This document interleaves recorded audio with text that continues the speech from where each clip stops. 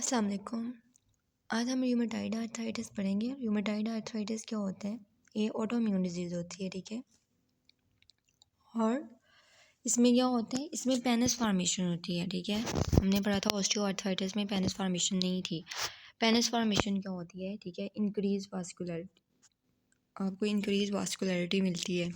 Granulation tissue formation होती है और इंक्रीज वास्कुलरिटी होती है, ठीक है। और रिजल्ट क्या होता है कि डिस्ट्रक्शन ऑफ कार्टिलेज और फ्यूजन हो जाती है जॉइंट की, एनकाइलोसिस हो जाती है। See this is healthy joint, ठीक है। अब इसमें क्या हुआ है, इसमें ऑटोइम्यून प्रोसेस जो है वो स्टार्ट हुआ है, इन्फ्लेमेशन हुई है, ठीक है। और रिजल्टेंट क्या हुआ है कि इंक्रीज वास्कुलरिटी हो गई है और पेनिस फॉर्मेशन हो गई है, ठीक है। पेनिस फॉर्मेशन हो गई है, देन जो जॉइंट है वो फाइब्रस कनेक्टिव टिश्यू यहाँ पे होगा और वो उससे जो है उसकी फ्यूजन हो जाएगी जॉइंट की, उसको हम फाइब्रस एनकाइलोसिस कहते हैं। और अगर यही जो फ्यूजन है वो बोन्स की हो जाए तो उसको फिर बोनी एनकाइलोसिस कहते हैं, ठीक है। ये वाली जो है हमें चीज़ें ऑस्टियोआर्थराइटिस में नहीं नज़र आ रही थी, ना हमें वहाँ पे फाइब्रस एनकाइलोसिस नज़र आ रही थी, ना वहाँ पे बोनी एनकाइलोसिस थी, ना वहाँ पे पेनिस फॉर्मेशन थी। इसके अलावा अगर हम देखें तो इसमें सिमेट्रिक इन्वॉल्वमेंट ऑफ जॉइंट्स होती है, ठीक है। और अगर हम देखें तो यहाँ पे हमें स्वान नेक डिफॉर्मिटी मिलती है, इस तरह ये स्वान नेक होती है, ठीक है। इस तरह की हमें डिफॉर्मिटी नज़र आती है। इसके अलावा हमें जो रिमेटॉइड नोड्यूल्स नज़र आते हैं, ठीक है। इन रिमेटॉइड नोड्यूल्स में क्या होता है कि सेंट्रल एरिया होता है नेक्रोसिस का, ठीक है, इस तरह। और इसको सराउंड किया होता है by means of joint cell, ठीक है, एपिथेलियोइड सेल, हिस्टियोसाइट्स, ठीक है। ये हमें वेरियस ऑर्गन्स में जो है और स्किन पे नज़र आते हैं। अच्छा, इसके अलावा हमें बेकर सिस्ट मिलती है। बेकर सिस्ट क्या होती है? Swelling of bursa behind the knee, ठीक है। ये बर्सा है बिहाइंड द नी, इसकी स्वेलिंग हो जाती है और हमें बेकर सिस्ट नज़र आती है। So rheumatoid arthritis is chronic systemic autoimmune disease, ठीक है, और arise in women of child bearing age, और it is associated with HLA-DR4। और इसमें क्या होता है, इसमें हमें पेनिस फॉर्मेशन मिलती है, ठीक है, जिसकी वजह से डिस्ट्रक्शन ऑफ कार्टिलेज और एनकाइलोसिस ऑफ जॉइंट नज़र आती है हमें। क्लिनिकल फीचर्स की बात करें तो इसमें मॉर्निंग स्टिफनेस होती है जो कि इम्प्रूव कर जाती है विद द एक्टिविटी, ठीक है। और सिमेट्रिक इन्वॉल्वमेंट होती है, प्रॉक्सिमल इंटरफिंगर जॉइंट्स और the fingers fan neck deformity नज़र आती है। रेस्ट ओके, इसमें रेडियल डेविएशन नज़र आती है। इसके अलावा एल्बोज, एंकल्स और नीज़ जो हैं वो करेक्टरिस्टिक होते हैं। डिस्टल इंटरफेरेंजियल जॉइंट जो है इसमें स्पेयर्ड होता है, ठीक है। अनलाइक ऑस्टियोआर्थराइटिस, वहाँ पे हमने देखा था कि डिस्टल इंटरफेरेंजियल जॉइंट भी इन्वॉल्व था, हर्बिडन नोड्स नज़र आ रहे थे, ठीक है। Joint space नर्विंग, loss of cartilage और ऑस्टोपीनिया एक्सरे पे नज़र आता है। फिर मेलिस वेट लॉस और माइल्जियाज होते हैं। रिमेटाइड नोड्यूल्स नज़र आते हैं, ठीक है। इसके अलावा वेस्कुलाइटिस होता है। Baker cyst that is swelling of bursa behind the knee, और प्लूरल फ्यूनिंग फेडिनोपैथी और इंटरस्टिशियल लाइन फाइब्रोसिस, क्योंकि ये सिस्टेमिक डिजीज़ है, सिस्टेमिक ऑटोइम्यून डिजीज़ है, तो डिफरेंट सिस्टम्स को इन्वॉल्व कर लेती है। लैब फाइंडिंग्स में हमें क्या मिलती हैं कि जो IgM ऑटो एंटीबॉडी होती है ना, IgM एंड उसका FC पोर्शन, ये उसका FC पोर्शन है, ठीक है। इसके साथ आके जो है वो IgG जो है एंटीबॉडी अटैच हो जाती है, ठीक है। इसको हम रिमोटाइड फैक्टर कहते हैं। और न्यूट्रोफिल्स और हाई प्रोटीन जो है हमें साइनोवियल फ्लूइड में मिलती है। और इसकी जो है कॉम्प्लिकेशंस वो एनीमिया हो सकता है ऑफ क्रोनिक डिजीज़ और सेकेंडरी एमिलोइडोसिस। नेक्स्ट है सीरोनेगेटिव स्पॉन्डाइलो आर्थ्रोपैथीज। इसमें क्या है कि ये जॉइंट डिसऑर्डर है जिसमें हमें रिमोटाइड फैक्टर नहीं नज़र आएगा। रिमोटाइड फैक्टर हमने देखा क्या है, IgM ऑटो एंटीबॉडी, उसके FC पोर्शन के साथ IgG जो है वो अटैच है, उसको रिमोटाइड फैक्टर कहते हैं। इसमें ये एब्सेंट है, ठीक है। इसी तरह ये HLA-B27 के साथ इसकी एसोसिएशन है, ठीक है। अब इसमें कौन कौन सी आ जाती हैं सीरोनेगेटिव में? हमारे पास पीयर से आपने याद रखना है। इसमें सोरेटिक आर्थराइटिस, ठीक है, एंटेरोपैथिक आर्थराइटिस, एनकाइलोजिंग स्पॉन्डाइलाइटिस और रिएक्टिव आर्थराइटिस, ये आ जाते हैं। सबसे पहले एनकाइलोजिंग स्पॉन्डाइलो आर्थराइटिस है। ये सैक्रोइलियक जॉइंट्स को इन्वॉल्व करता है, मोस्टली स्पाइन को, ठीक है। और इसमें क्या होता है, पेशेंट प्रेजेंट करता है बैक पेन के साथ, क्योंकि इनकी इसने सैक्रोइलियक जॉइंट को इन्वॉल्व किया ना, स्पाइन को इन्वॉल्व किया है, जिसकी वजह से जो वर्टिब्रा होते हैं ना उनकी फ्यूजन हो जाती है और हमें बैम्बू स्पाइन मिलती है, ठीक है। ये आपने याद रखना है। See this is involvement of sacroiliac joint और पेशेंट प्रेजेंट करेगा बोन पेन के साथ। बैक पेन के साथ। और ये फ्यूजन हो गई है वर्टिब्रा की और हमें बैम्बू स्पाइन नज़र आ रही है।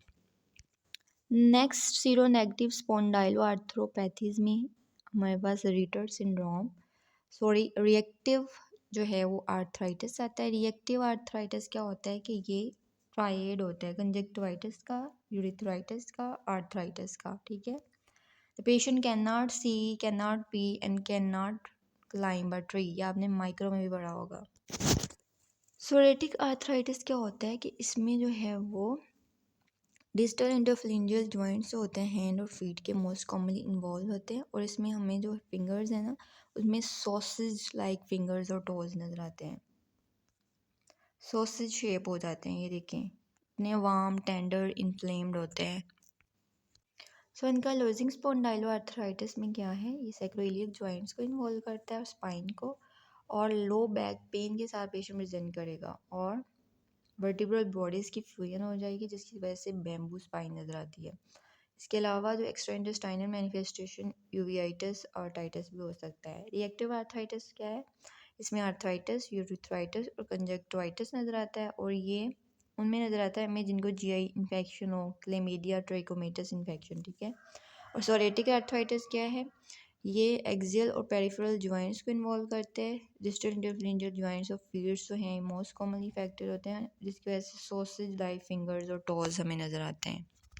Next is infectious arthritis, so it is arthritis due to infectious agent, ठीक है। इन्फेक्शियस एजेंट जो है मोस्टली बैक्टीरियल होता है, अब ये नाइजीरिया गनोरिया भी हो सकता है, ठीक है। इसके अलावा स्टेफिलोकोकस ऑरियस भी हो सकता है, इसका most common cause Nigeria gonorrhoea है, ठीक है। और ये सिंगल जॉइंट को इन्वॉल्व करता है, मोस्टली नी जॉइंट को।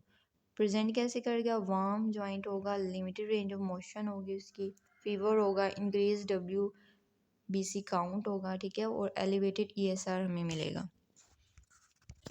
Next is gout. गाउट क्या है कि ये फर्स्ट बिग टो को इन्वॉल्व करता है, फर्स्ट मेटाटार्सोफ्लिंजियल जॉइंट जो है उसको इन्वॉल्व करेगा। क्यों होता है, क्योंकि हमारे पास जो है ना हाइपर यूरिसीमिया, अगर यूरिक एसिड के लेवल ज़्यादा हो जाए, ठीक है, मोनोसोडियम यूरेट क्रिस्टल जो है वो डेपोजिशन उनकी स्टार्ट हो जाती है और देन ये वाले जो हैं इन्फ्लेमेशन जो है स्टार्ट हो जाती है, बहुत ज़्यादा पेन होती है जो फर्स्ट रो में, ठीक है। और इसमें हमें जो है वो टोफाई नज़र आते हैं। टोफाई क्या होते हैं कि यूरिक एसिड क्रिस्टल्स नज़र आएंगे और उनको सराउंड किया होगा लिम्फोसाइट्स ने, मैक्रोफेजेस ने, जॉइंट सेल्स ने, ठीक है।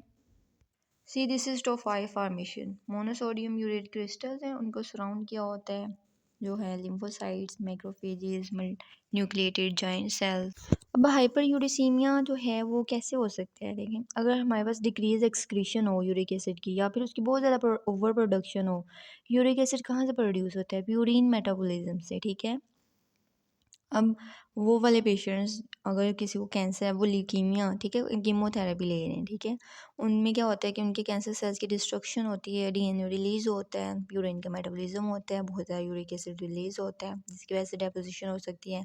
इसी तरह अगर किसी को जो है वो किडनी प्रॉब्लम है तो उसका यूरिक एसिड एक्सक्रीट नहीं होगा, वो बहुत ज़्यादा एक्यूमुलेशन स्टार्ट हो जाएगी उसकी और डेपोजिशन हो जाएगी, रिजल्ट क्या होगा, gout. So what is the difference between gout and pseudo gout, ठीक है। गाउट में क्या होता है कि नीडल शेप हमें क्रिस्टल नज़र आते हैं, ठीक है, और इसमें मेजर डिफरेंस यही होता है कि इसमें रोम्बाइड शेप जो है वो सूडो गाउट में नज़र आते हैं, ठीक है। गाउट जो है फर्स्ट मेटाटार्सोफ्लिंजियल जॉइंट को इन्वॉल्व करता है, सूडो गाउट जो है वो नी रिस्ट जॉइंट को भी इन्वॉल्व कर सकता है। बायरफ्रिंजेंस जो है वो गाउट की नेगेटिव होती है लेकिन सूडो गाउट की बायरफ्रिंजेंस जो है वो पॉजिटिव होती है। So gout is deposition of monosodium urate crystal in tissue, especially the joints, due to hyperuricemia, ठीक है।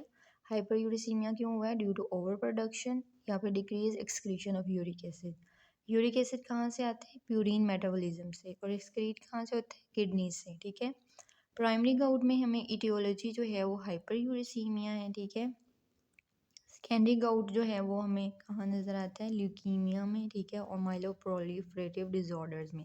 ल्यूकीमिया में मैंने आपको बताया कि वो पेशेंट जो कीमोथेरेपी लेते हैं, ठीक है, उनका जो कैंसर सेल्स की डिस्ट्रक्शन होती है, DNA रिलीज होता है, ठीक है, और रिजल्ट यूरिक एसिड प्रोड्यूस होता है तो उसकी डेपोजिशन स्टार्ट हो जाती है। देन लीच-न्हान सिंड्रोम में क्या होता है कि इसमें डेफिशिएंसी होती है hypoxanthine governing phosphoribosyl transferase enzyme की, ठीक है।